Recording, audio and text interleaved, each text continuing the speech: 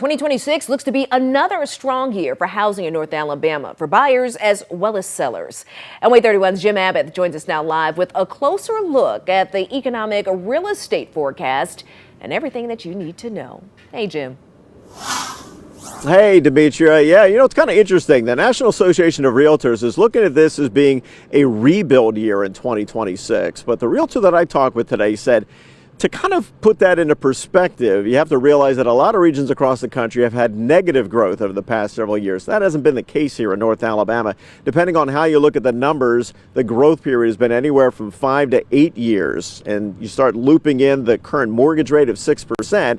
And he says instead of a rebuild year here this year, it's probably more like recharge. The housing market across North Alabama has remained strong over the last few years. Credit the growth of businesses as the reason why the Huntsville housing market grew 4% last year, Madison 1.8%, with all signs pointing to more of the same in 2026.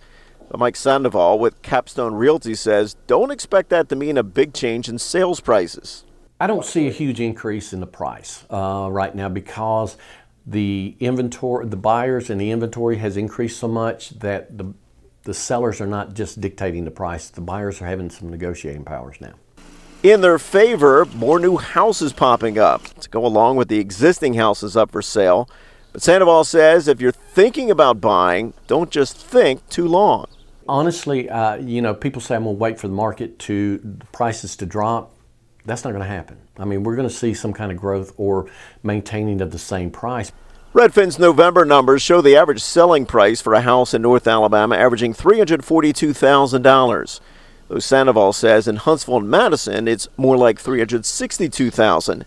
And his advice for buyers, same as for sellers and potential sellers, if you're thinking about selling, you probably should.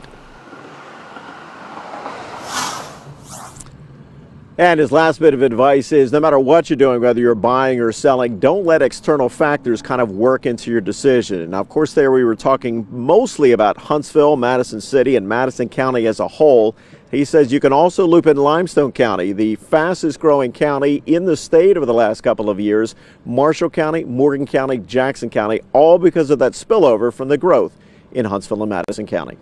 Live in Huntsville, Jim Abbott with WAAY 31 News.